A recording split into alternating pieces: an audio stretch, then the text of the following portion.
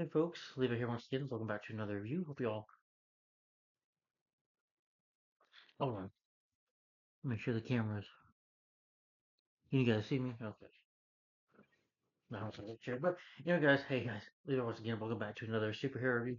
Hope you all enjoyed my revisit review of Iron Man 2. That is on my channel right now. I reviewed that last night. And well, guys, welcome to my channel. My name is Leave It McNally. Remember the mask profile picture? This is my new YouTube channel. Thank you for the 141 subs. Keep on subscribing, guys. And please feel free to share my channel with your friends, family, coworkers. I really do appreciate the share and all that stuff. And anyway, I've been doing a superhero marathon on my YouTube channel, and I'm doing what I call the 2010s era of superhero reviews. These are superhero movies that came out in the year 2010, 2019, and I'm starting over the year 2010. I have about 4 movies to go here. Starting with this one, this is a DC movie. Well, a character that's based on DC Comics, so it is a DC film. It is a 2010 Western superhero film starring Josh Brolin, John Malkovich, Megan Fox, Michael Shannon, Wes Bentley, Will Arnett's in it, and Michael Fassbender. And that is, of course, Jonah Hex. Yes, which, honestly, this movie sucks. I thought this movie was lame. Off the bat, I'll tell you, I thought this film sucked. You know, yeah, what a disappointing, lame movie.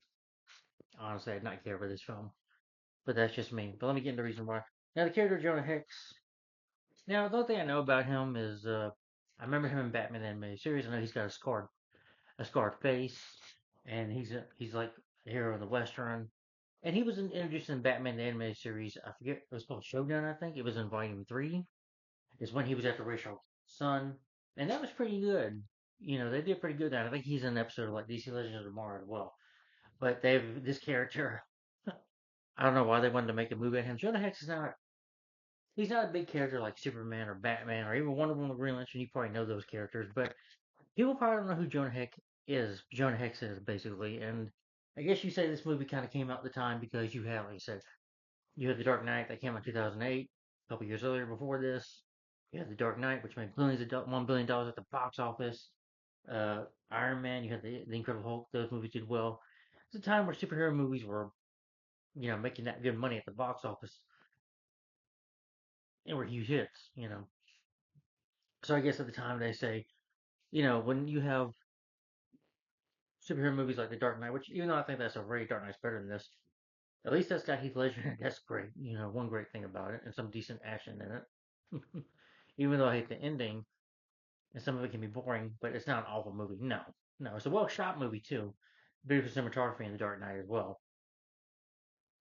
But you could say because of success with that and Iron Man starting with the MCU and even Iron Man 2, which came out a month before this, probably because of the reason they did this movie because at the time, how these films were doing at the box office, they probably figured, well, let's give Jonah Hex a DC character, and make a movie out of him. Like anybody that know who he is, and it could have worked, but this film flopped. It didn't work at all. If it did well at the box office, how come we didn't get any sequels? Yeah. Anyway, his name is Jonah Wooden Hex. He's an anti-hero, appearing in comic book films for DC Comics. He was created by writer John Albono and artist Tony. Hex is a surly and clinical bounty hunter whose face is scarred on the right side. Despite his poor reputation and personality, Hex is bounded by a personal code of honor to protect and avenge the innocent, which is what I like about the character.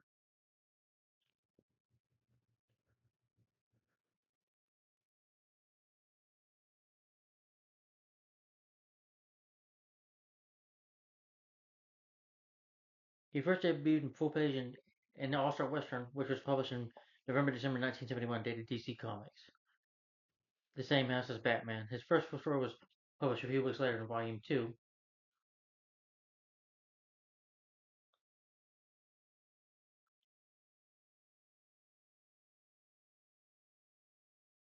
Jonah Hex was born November 1st, 1838.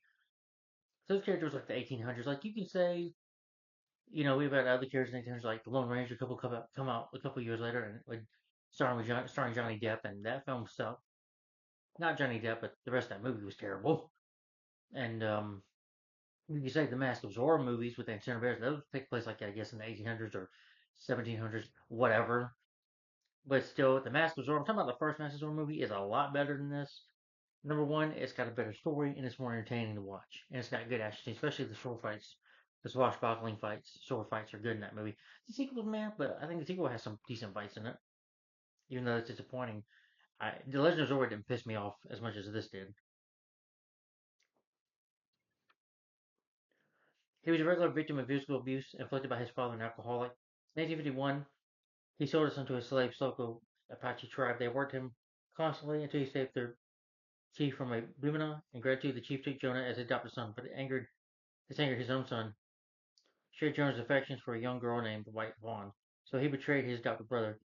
Fearing the man at the age of 16 left Jonah to die at the hands of a party of Indians. A partial American came to his aid, but when they saw him trying to help the kill, soldiers shot him as well. Jonah survived only with the old trappers capturing the site, found him clinging to life, and nursed him back to health. He returned to the trappers' camp. He found that he's already living left, leaving him without a family once again. Jonah eventually even returned to American civilization, became servant count. He joined the United States Army. When the Civil War broke out in 1961, justified in seeking independence, he joined the Confederate States Army, earned a commission as a lieutenant. Hicks found himself increasingly torn, and he had become close with many of his fellow comrades. But having once been a slave himself, he was unwilling to fight for the cessation of slavery.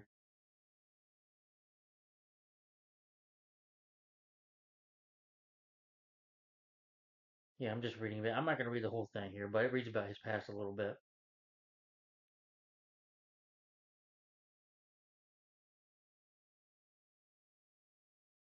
Yeah, I'm not going to do this whole reading. If you want to read more about the character, just look up the character Jonah Hex. Yeah.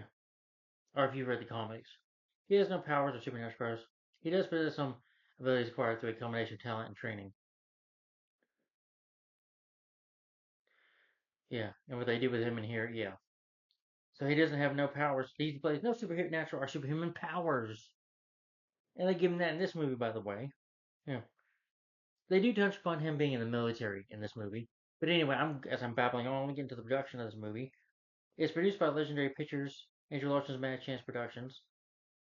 The film was released on June 18th, 2010. It was a commercial failure, having grossed only $11 million against a budget of $47 million and received no reviews from critics.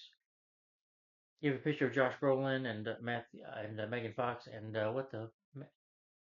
Michael Fassbender. I guess marketing the movie. 2016, Fox developed a once-hour television adaptation based on the character,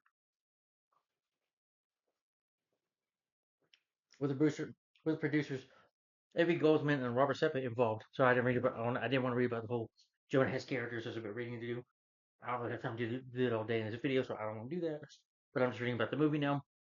But the project came to fruition.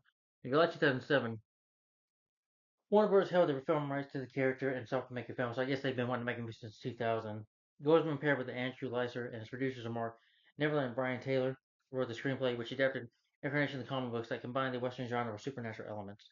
In October 2008, Josh Brolin entered talks to be cast as John Hex under the direction of Neverland and Taylor. The following month, Neverland and Taylor stepped down from being directors created differences with the studio. The studio explored the possibility of hiring Andy Fickman or MCG, and by June 2009, it chose Jimmy Ayward, who previously directed Horton Hears a Who, to direct Jonah Hex.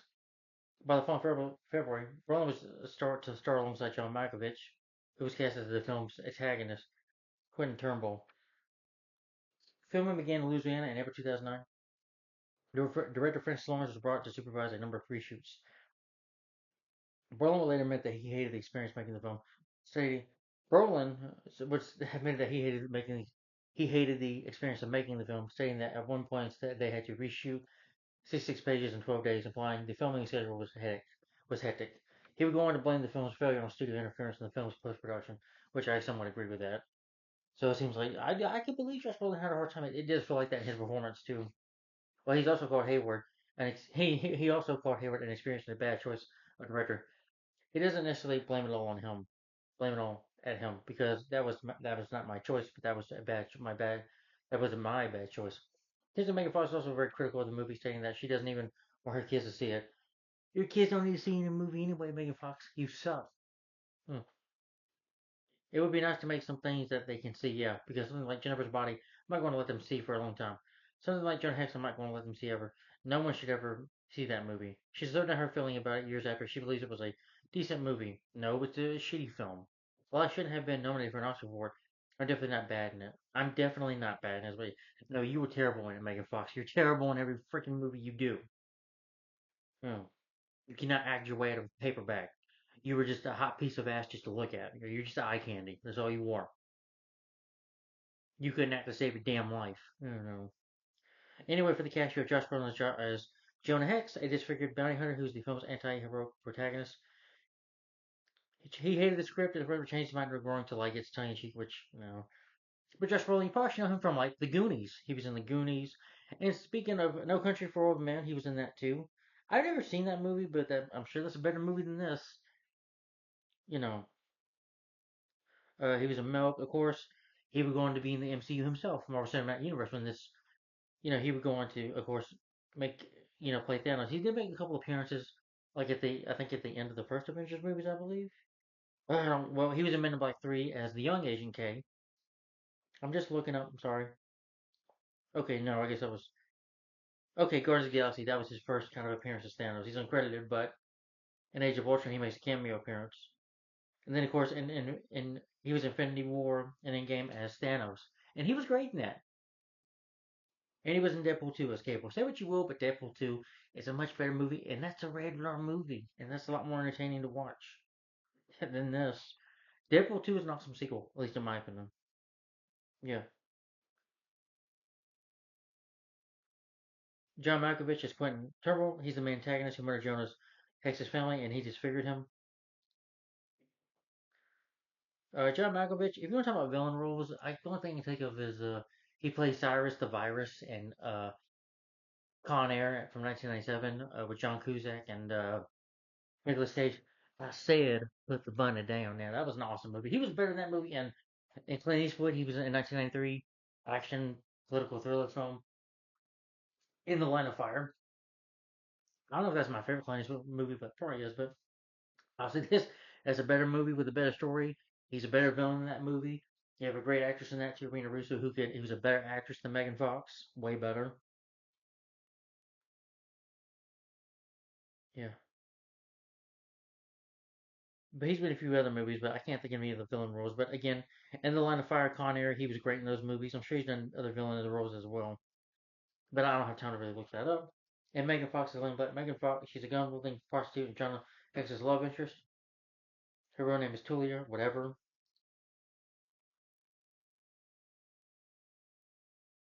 Megan Fox, though, you should know her from Transformers 1, 2, and 3. And of course, a couple years later, after this movie, 2014, she'd go on to be in Teenage Mutant Turtles. I'm talking about the Michael Bay version. Yeah, again, not a good actress. And Out of the Shadows. Yeah, again, not a good actress. Michael Fassbender is Burke. He's a bowler hat, tattooed and psychopathic Irishman who's honestly irritating him. Now, the next year after this, he would go on to play the younger Eric Lynch, the younger character of Magneto, Eric Lynch, who became Magneto in X Men First Class and Days of Future Past, X Men Apocalypse, and X Men Dark Phoenix. Yeah, and he was in Prometheus and Alien Covenant as well. And he was a teacher. I'm not really much of a fan of him as an actor, but that's just me. Will Arnett as Lieutenant Chris, a Union soldier who enlisted Hex as a bounty hunter. Will Arnett, with Megan Fox, he would go on to be in Teenage Mutant Ninja Turtles as well, and other shows. And of course, he voiced Batman in the Lego Batman movie, and I think the Lego movie as well. Yeah. And Michael Shannon started Chris Williams. He's the ringleader of a circus. I barely remember his movie, but it's not a super movie. He went on to play General Zod and Man of Steel, which I like that movie, and of course The Flash. Mm, sadly, he was in that movie too. And Wes Bentley, who plays Adam Lusk. Wes Bentley, Ghost Rider. 2007, he played Blackheart. Yeah. And Adrian Gwynn as USS Grant, the 18th President of the United States. He was only on set for 3 days for the role. Okay. Let me think of. Let's see. The year was a year after this. Unknown. Yeah, he was unknown. He was pretending to be Liam Neeson's character. Uh, you know, pretending to be Liam Neeson's character in that movie. Yeah, that's the only thing I think I've seen him in. Yeah, is unknown. Lance Reddick as Smith, an armor of sorts, who supplies No more. Who's plays X with Lance Reddick, the late Lance Reddick? Yeah, great actor. Who went on to go be on the John Wick movies. I think all four movies. And those movies, well, I haven't seen the fourth movie, but all John 3 Wick movies are better than this because they're rated R and they got better action scenes and blood and stuff. And they're really awesome movies.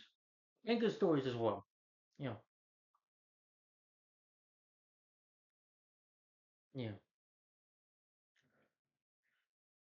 But he's played his character's name Sherman or the guy that was at the hotel, administrator or whatever. Now, losing John Gilliard Jr. as Lieutenant Evan.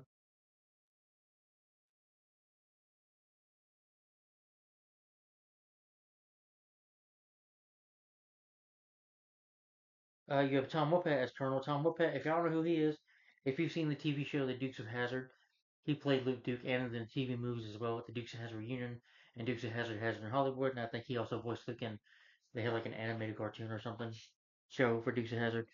And he was in Django Unchained, which is another western. I'm sure that's a better movie. I gotta see that movie. I'm sure it's better than this. At least that's rated R. From what I remember, at least that movie has some blood and gore, and I think even Django shoots a guy's balls off too. But you should know him as Luke Duke. So, and Julia Jones as Casey, I guess his wife. She was in Twilight movies. Jeffrey Dean Morgan as Jeff, I think his son. He was in the Red Dawn remake. Not a good movie. Oh yeah, he was the comedian in The Watchmen. Yeah,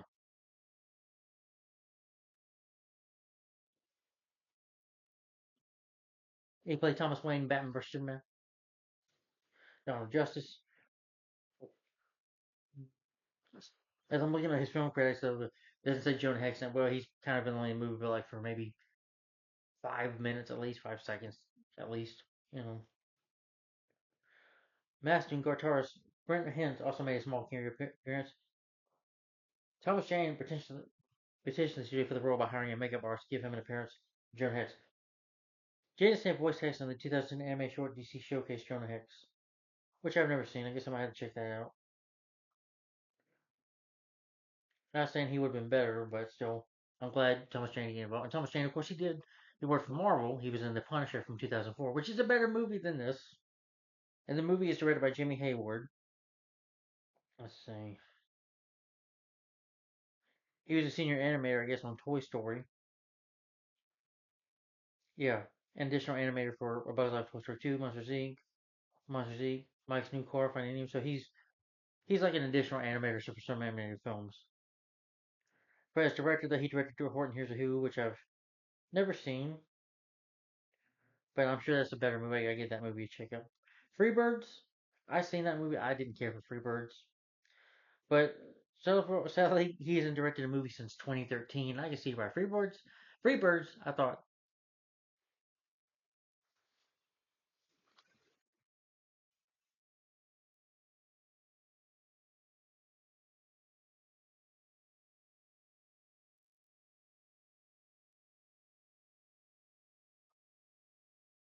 today's Monday. They're getting the trash. Okay. Yeah, but like I said, Freebirds. I thought there was one going off in the house. Thank God. But anyway, Freebirds. Yeah, he hasn't done a movie since that came out 2013. I saw that movie and I thought that sucked. And this movie sucked. So apparently he's just not a good director. Maybe Horton Who's a good movie, but Jimmy Hayward never directed a superhero movie again. She was terrible at it. Screenplays by Nibbity and Taylor. Okay, I guess a married couple. Films that they did wrote script was like Crank High Voltage, Gamer, Ghost Rider Spirit of Vengeance, which again, oh, since they directed it. Yeah, and that wasn't I bet you that wasn't a good movie either.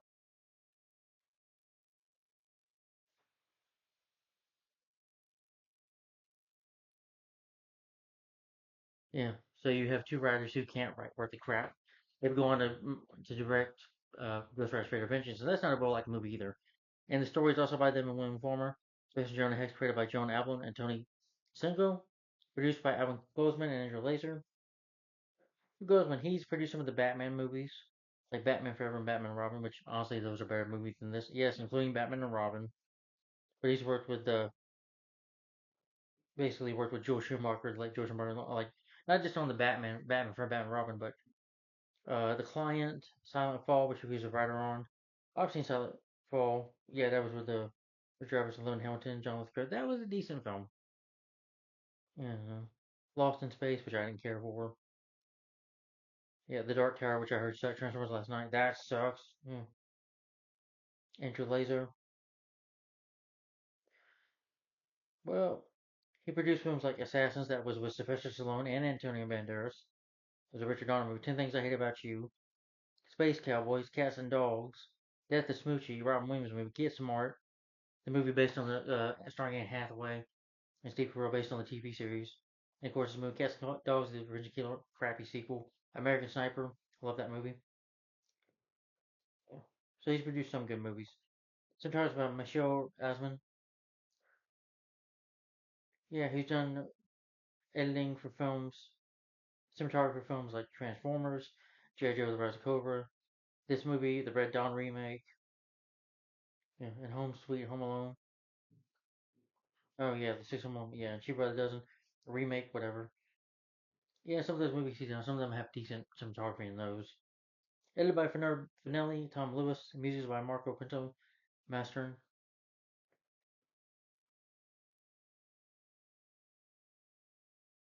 It's a musical for like Terminator Rise of the Machines, Live for a Die Hard, early horror Scream, Mimic, The Facility, The Woman in Black, A Quiet Place, and other superhero films like not just Jonah Hex, but like Hellboy, The Wolverine, Logan, Venom, the Let There Be Carnage. Mastering, who's done, well, I guess just music for this movie. Distributed by Warner Brother Pictures. It was released June 18th, 2010. Wait a minute. Oh, that was a heavy metal band from Atlanta, Georgia. You know, they did some music for this movie, Warner Brothers. It was released June 18th, 2010. It's 81 minutes long. Say about, well, here it just says 82 minutes long, but it's a short movie. The budget to make the movie was $47 million, and at the box office it made $11 million worldwide. So it was a box office flop. Yeah.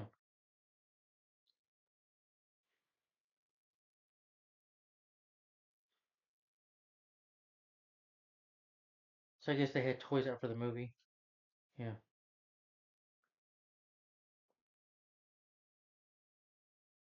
Yeah. And I guess, trailers and TV spots to market the film. Oh, wait, yeah, you have some toys made out of the characters. Yep. Which didn't help the movie at the box office. Yeah. Anyway,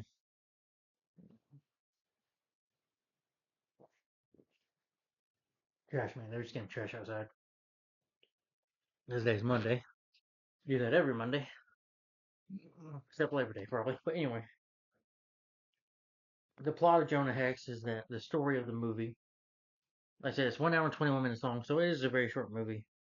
So basically, having cheating death, what happened to Jonah Hex is that he was in the U.S. military. He got a military soldier killed, and that soldier was his father was in the movie was John Malkovich's character Turnbull, and he wants revenge. So he basically burns, really sets his house on fire, and burns and kills his family right in front of him. Give Jonah the scar on his face. So Jonah cheats death. He becomes a gunslinger and a bounty hunter. He has 1 foot in the natural world and one his super and is on the supernatural. His unusual nature gives him the ability to track down or anyone or anything. So basically, he tries to fight for the innocent, protect people, or fight for the innocent, hunt down bad guys, kill them, and make money off of it. More of an anti-hero. He'll bring you in either dead or alive. He doesn't care. But so the army makes an offer. They will arrest the warrants on his head. Basically, he's got warrants on his. If he will find for if Turnbull has all his enemy likes to kill his enemy, who wants to unleash hell on Earth. He wants to basically wreak havoc on the United States. He's got a weapon that have like these orange balls that you see in his hands right here. They're very deadly weapons. He can make like giant snowballs out of them or whatever. And he'll do it to the United States, take over the world, I guess. And Jonah Hex wants to get revenge, along with help from a prostitute Megan Fox in the movie, who her character helps him out, and they both have to fight and take on John Malkovich and stop him and defeat him and save the U.S. Yeah. and defeat him. So yeah,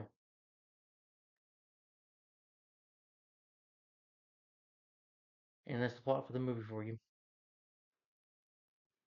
But anyway, I'll go talk about the movie itself. Give my final opinion on it.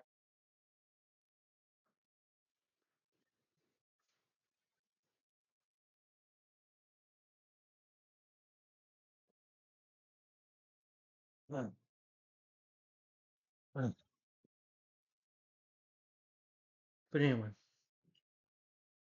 the Jonah Hex during it. So basically, the movie opens up with the character himself. Getting he's trying to like to cross, and he's like, Jonah Hex, you took my son, you took someone I love from me, so I'm gonna take, and you're gonna watch.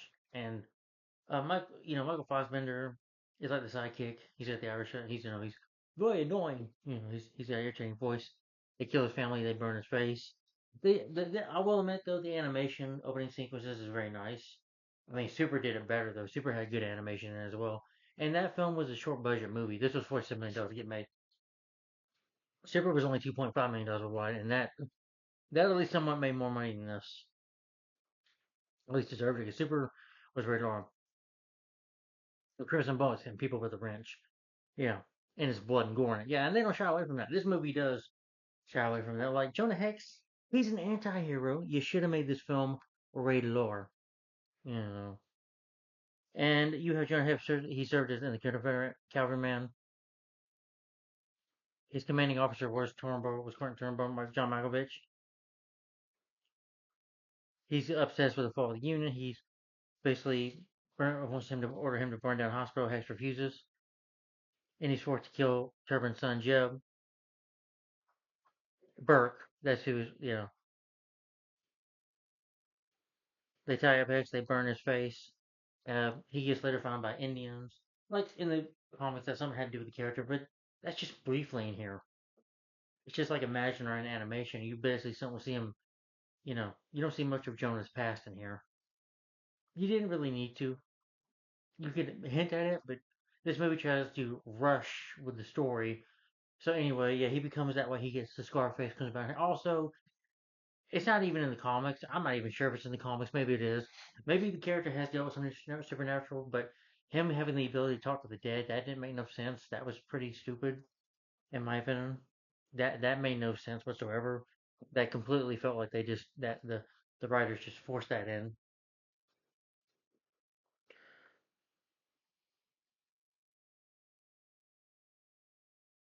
They find Jonah, they revive him with their mystical powers. They bring him from the most part. They can bring on back. For some reason, he acquired the ability to be as long as it maintains physical contact with the corpse. He can communicate with the dead. Immediately brought back to physical condition prior to death. Only Jonah sees them restored like that. To everyone else, they continue to seem decayed and lifeless. It also explained that the fresher the dead, the quicker then the body begins to burn up as they're being touched when he touches them. Once contact is broken, the corpse reverts back to its former lifeless condition. When Turbo apparently dies in a well, apparently he tries to find him. Turbo apparently dies in a fire, but he turns to bounty hunter and opens up in 1876, 1800. He rides into the sit down of John Creek, whatever. He's like, there were 4 men you're supposed to get, and then he said he was a body part. Well, he was too fat for my coming. And Jonah He's like, I'll be on my way. You just give me my money, and they don't. And he's got like these machine guns, and it happens real quick. Kills them really quick.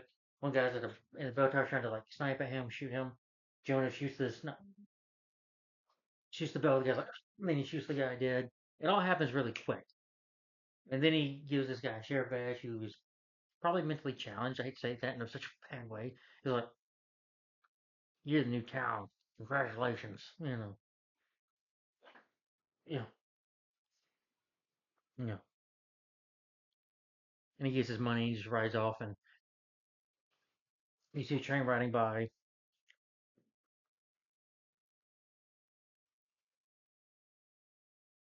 But you find out Turnbull, spoiler alert, he's alive and well.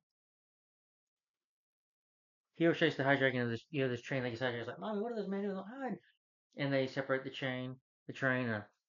Michael Fassbender is whistling. uses dynamite, blows it up, and they, the soldiers got like soldiers pointing guns at them, and then they take off. They got, I don't know if you can, if you shoot dynamite, maybe it'll blow up. I don't see why they just couldn't shoot. You had a couple of soldiers. They probably could have took on a gang, but they just stopped. They just get killed, and yeah, John Malkovich shoots one guy. Trump was like, "All right, bury one of our men, kill, burn the rest of them." You know,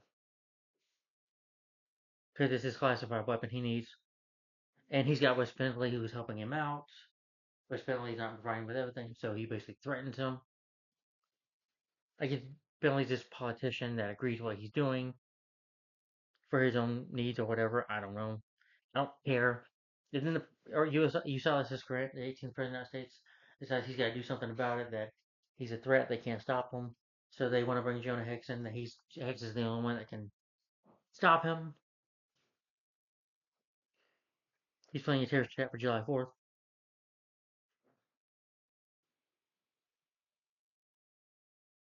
Jonah goes to Bartho. He spends an well before you meet Megan Fox though. You have, because she's a prostitute. This one guy wants to be with her. Wants to be with her. He's like, no, go away. She points a gun at him to go away. She sees him later and kills him anyway, which I don't really care. But anyway, Jonah Hex is just sitting there at a bar drinking. He's like, these don't look so tough. He's like, hey, Jonah Hex, what happened to your face? And he shoots him. There's some lines of dialogue I do like from a couple lines of dialogue that I do like from Josh Brolin. Josh Brolin, he seems to be trying in here. He's the only actor in this movie that's actually trying, but it feels like he's bored out of his mind. But I like it when he shoots the guy in the face. He's like this. That is shaven. What happened to yours? I thought that was kind of a funny line. After Lila, Megan Fox get rid of the guy, he comes in, he sleeps with Megan Fox. He's like, we're going to be together, Jonah. We're going to ride off together. He's like, anybody who gets close to me dies. So, no. And he's putting his clothes back on, and the armor tears up. Like, Jonah Hex is like, damn woman, and Jonah says, damn woman, how many men have you seen today? And he mentions Trump was like, let's get him real fast. Don't mention that name to me. And I bring him over. He meets Will Arnett.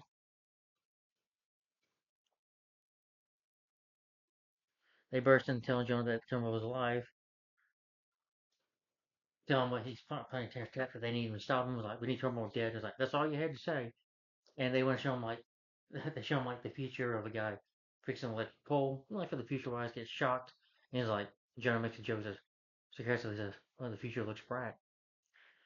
And you got this dead man. They captured the train wreck who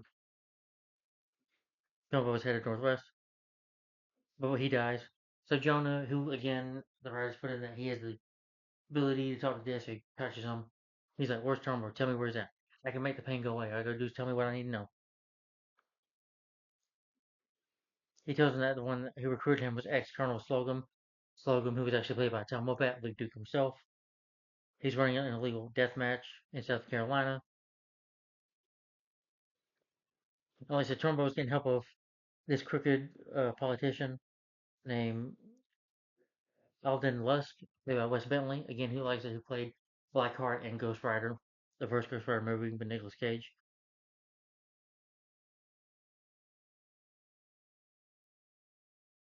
And Jonah puts his weapons up, goes to death match, and talks to Tom Wopat, grabs him and says, tell me the truth. So he's Tombo's dead. He's like, no, he's not. He's still around.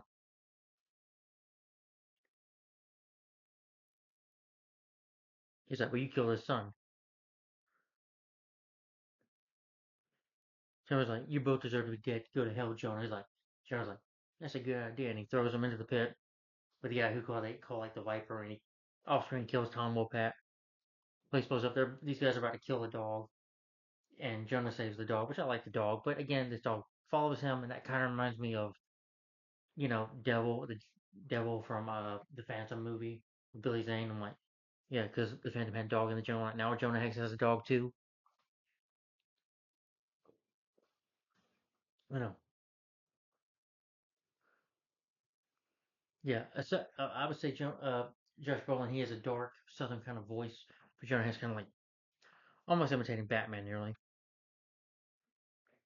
But he saves the dog from Skullum's handlers. He goes in the cemetery in Gettysburg. He finds Jeb, who attacks him. He apologizes for killing Jeb. Says that his father has to be stopped before he murders more people.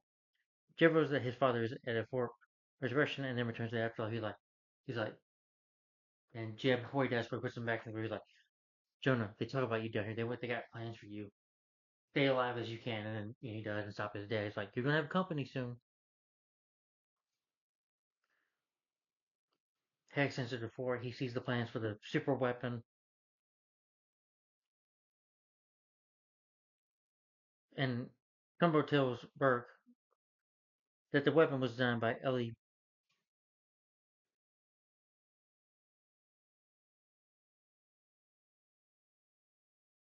Be right back.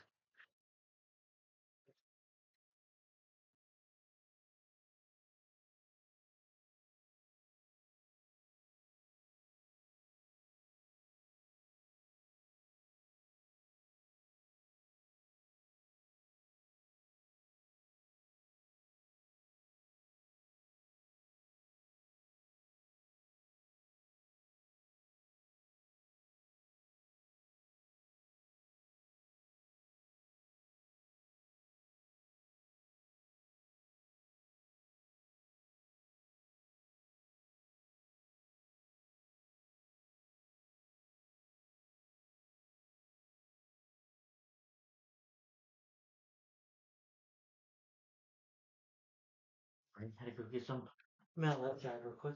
I'm sorry. Yeah. Anyway, was that Turnbull was talking to Michael Fassbender about his plans for the super weapon.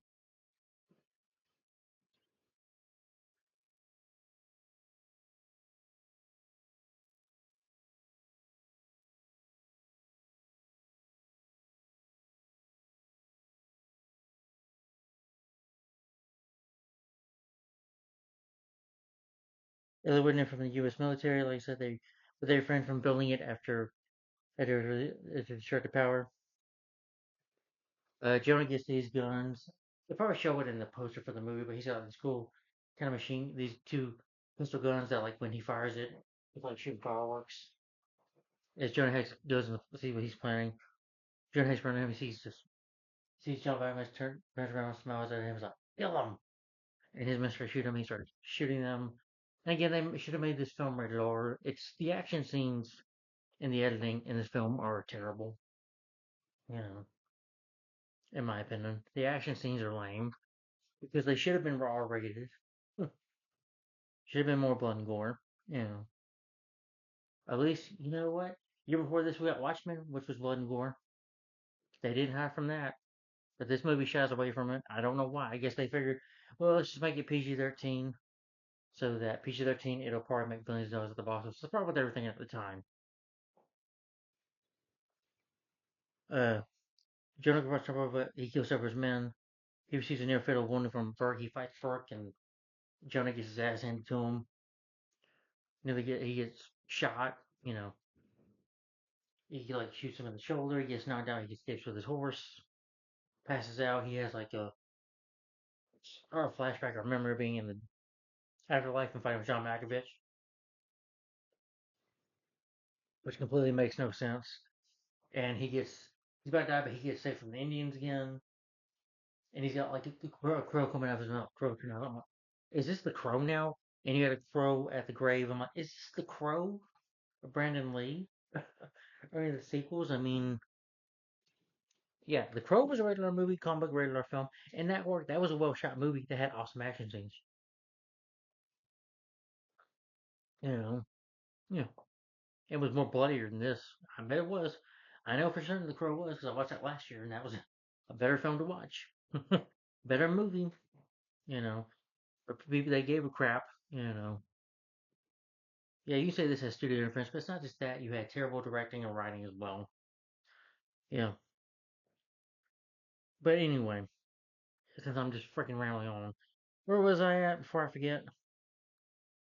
And so he figures that after he escapes, you know, after the bird come out of his mouth and he's in the afterlife vision or whatever, Turbo realizes that, find somebody he loves, kidnap them, bring them to me. And he finds Lila, Michael Fassbender finds Lila, he puts a knife on her, slaps somebody, punches her out. He's like, come on, Miss Bean! Gets her, knocks her out, kidnaps her from the brothel. And Turbo tests the fire and super weapon on a small town in Georgia. Yeah, he's killed some people, and then some, Hex is knocked out, but Hex doing his vision quest or whatever comes back to life.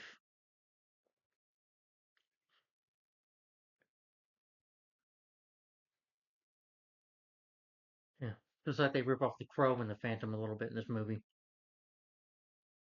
I'm talking about with the dog because that the dog reminded me of Devil from. I'm talking about when he had the Phantom has the jungle. Yeah.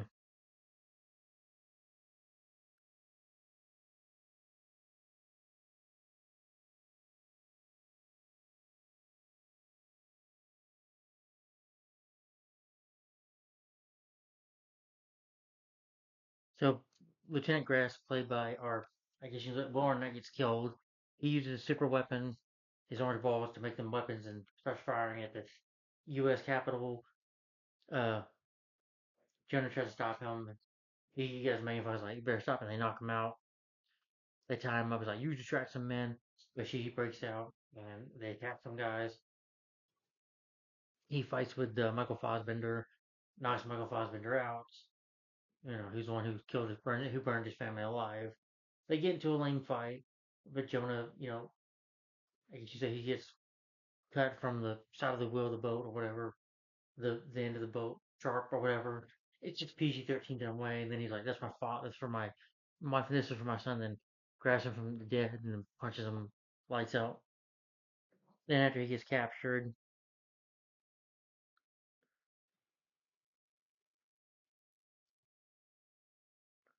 they head to Washington D.C.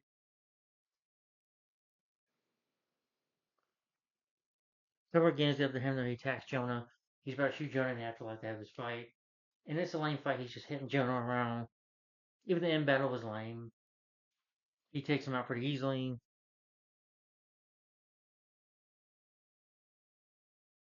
These daily action bombshells. They go to the engine room. Exposes Tom Hawkins to the weapons belt feeder, trapping the trigger shell. He traps his neck in the gear of it, and he saves a lot from getting killed. And one of the orange balls, orange shells, like falls on him, and it kills John Malkovich. And Jonah and Lila jump off the ship, and they get safety.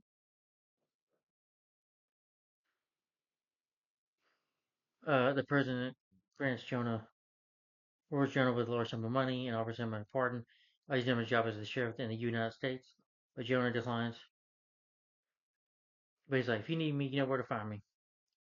Lies wife. It kind of reminded me of Raiders of the Lost Ark too, when Marion is waiting outside after Indy was talking about them with what they're going to do. Again, Raiders of the Lost Ark. Yeah, that's PG, but that has some dark moments in it. Like Blood and Gore. I mean, you talking about a little Blood and Gore in that? I mean, remember when they opened the Ark of the Covenant and when that guy's mouth face up and Bell like I'm gonna close up. Yeah, and that was a PG movie. In this movie, you have no blood or any gore barely. I don't remember. In the last scene, Jonah visits Jeb's grave to apologize for having to kill his father. Then rides with Centurion with his dog, and he just goes right off, continuing being a bounty hunter, to do what he does best, being a bounty hunter, and that's the end of the movie. So yeah, that's Jonah Hex. I'm not reading no dialogue from this movie. No, forget it. It has some, yeah, because I don't care about the dialogue in the film. But anyway, let me get to what I do like about this movie before I get rant on it. Well, anyway, why this movie sucks. Well, number one, here's why. Before I get to that, Josh Brolin, I think, does a decent job. John Malkovich does decent too, but the script, the directing and writing script is so bad, it makes it forgettable. Like I said, Jonah Hex, like, when he says, damn woman, how many men you seen today? Or the future looks bright, I thought that was funny. Or, he shoots the guy and he's like, what's happened to your face? I'm like, that was a kind of enjoyable scene, I'll admit. Anything else I can't think of. Oh, and the late Lance Reddick, Red,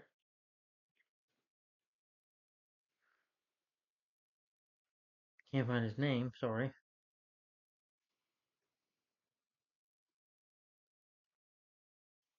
Yeah, Lance Reddick, he does pretty good too in this film for what time he has done. He has some cool weapons, but again, you barely see any cool things with these weapons. No blood and gore. It's like John Wick.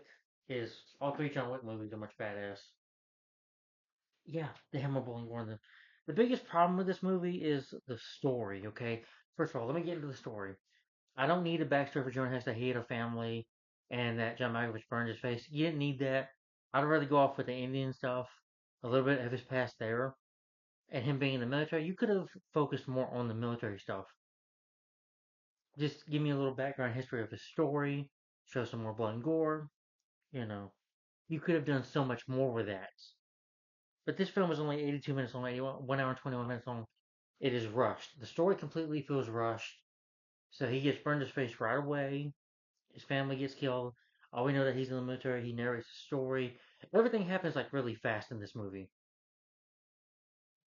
It goes by at a very fast pace. And Rocky 3 wasn't a fast pace is a fast paced movie, but Rocky 3 still had a good story. Uh, a lot of action movies, like Commando, that's like 80 something minutes long probably, but it's still awesome movie and it's rated R. Hard Target with Van Damme, that's a short movie. You say 80, 90 something minutes long movie, but better story and it's rated R and better dialogue too. Again, John Malkovich, he's trying, but again, Line of Fire, Con Air, he's got much more to work with in that movie. He's got a better director and script to work with. And Josh Brolin, Avengers: Infinity War, Endgame, and Deadpool 2, he's got and Goonies. Just he had a better director in the movies and writers for it. He had better people to work with. This movie has nothing to work with.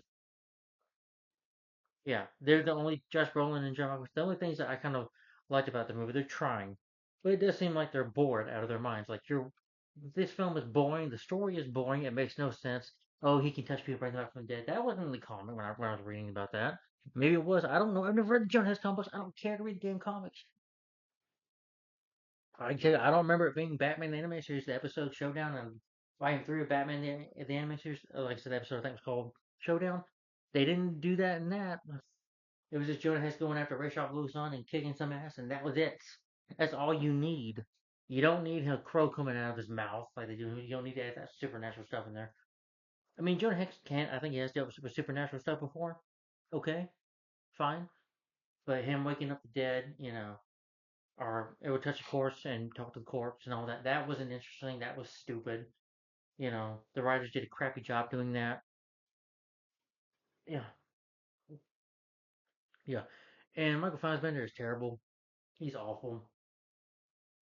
He annoys the piss out of me. He's a PG-13 death, but I was happy when Jonah Hex just grabbed him and incinerated and punched him and incinerated his body.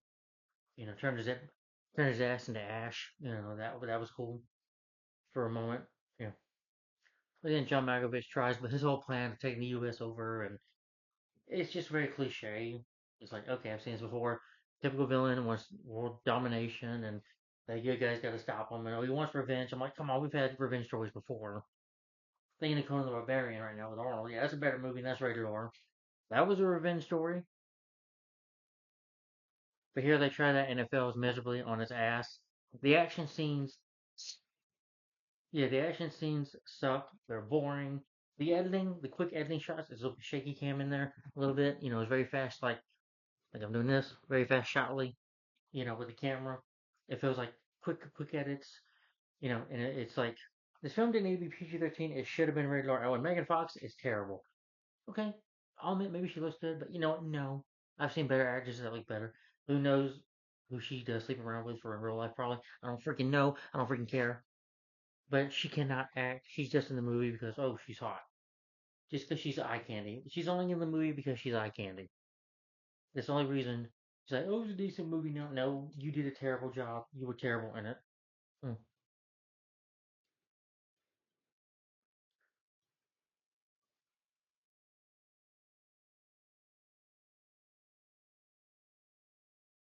And she says she's not bad. Yeah, you were bad in it. Mm. Her acting is terrible. Her southern accent, don't nobody own me, is terrible. Her accent is terrible. She's just eye candy. Her acting sucks. I don't believe her being a badass. She shoots some guys down, but it's laughable. You know, she's just in the movies and when they go being this or she's terrible. She sucks as April. Those movies suck too. Again, like I said, the action scene in the beginning when he's in town, yeah, the machine guns they're cool, but again, it's all PG-13 way. And the two guns that shoot like fireworks, he only uses them like for 15 seconds, and that's it in the movie. And honestly, climax sucks. It's sometimes some of the scenes are shot in the dark, and you can't see what the heck's going on, and it's just very boring, and the story makes no sense. It falls flat in his face. Yeah, yeah, it's like the writers and directors are basically putting fire to your face and trying to give you Scarlett Jonah Hex while watching this movie, like they're torturing you as well. And it's a boring movie that makes no sense. Batman and Robin didn't boring. Batman and Robin is bad, but at least it's fun bad. Uma Thurman is a better Poison Ivy, better actress than Megan Fox. Alicia Silverstone as Batgirl is better than Megan Fox. And those two are still hot, today. Gorgeous women who can act. Mm, yeah, yeah. Tell me, Megan Fox is never going to be a big star. Like she'll never be in a movie like Pulp Fiction or at least sort of like Clueless. Yeah, you're nothing. You're just a piece of eye candy to look at. Yeah, but again, this is a boring, lame movie. One of the worst comic book superhero films ever made. One of the worst superhero films ever made, in my opinion, and one of the worst movies I've ever seen. My rating for Jonah Hex. I'm gonna give this 1 out of 5 stars and a thumbs down for Jonah Hex. 1 out of 5 because I do like Josh Brolin a bit of his lines of dialogue, but again he looks bored. John Malkovich does decent, but again he looks bored too. Yeah, yeah. They completely failed with this movie. 100%, 100% failed, and it's boring, and it deserved a flop. You want to talk about a good western though? Watch Tombstone from 1993 with Kurt Russell. Kurt Russell was in that and Val Kilmer. Great performances in that movie. Good actors in that movie. A better story. Yeah, I'm glad that movie's over 2 hours, but for a good reason because it has a good story. And Michael Biehn and Powers Booth. Good actors in that movie. Billy Zane. Yeah, a lot of better actors in that movie. They did a better job with that movie. And Tombstone is not a superhero movie. It's a western movie based on a true story of Wyatt Earp. Well, I guess likewise of it, but Tombstone is a classic, and it's better than this. Trust me. But anyway, I don't know. Jonah Hex, again, my rating for this film is 1 out of 5 stars, thumbs down. So, guys, tell me in the comments down below, what do you think of Jonah Hex? Have you seen the Batman anime series episode Showdown showing Jonah Hex? See that if you haven't. I don't care, even if you have Max, Prime Video, and Batman anime series is on there, watch that episode if you can. Showdown. If you want to see Jonah Hex. Or watch some episodes of DC Legends of Tomorrow. They kind of did a little better with the character, even though that show became crap. Josh Brolin, I think he did a pretty decent job, though. I mean, that's it. But the directing, the writing is bad. The editing, cinematography. Oh, cinematography is nice in some shots, but sometimes it's at night and I can't tell what's going on. And the editing of the action scenes are the musical. I think is a little decent too. This one, beginning, western kind of theme to it, which makes sense for this kind of movie. But still, I don't care. It's nothing memorable. It's just a forgettable film. That's my take on it. And guys, my next review, I did review Batman Under the Red Hood, which actually came out in July, a month after this, which is a better movie than this, but I reviewed that already. Yeah, you'll see it on those reviews a little later today. Okay. The DC reviews, DC playlist, DCU playlist, and the superhero reviews playlist. I'll put it on. But the next DC review, well, the next superhero film is a DC animated movie, part of the DC animated original movies. Another one, and that is Superman, Batman, Public Enemy. Superman, Batman, Apocalypse. I review Public Enemies. I'm going crazy. See what this movie did to me? But anyway, Superman, Batman, Apocalypse. I'm sure this will be better. This will be next. So stay tuned for that. Yeah, I'm sorry, Superman's face is covered.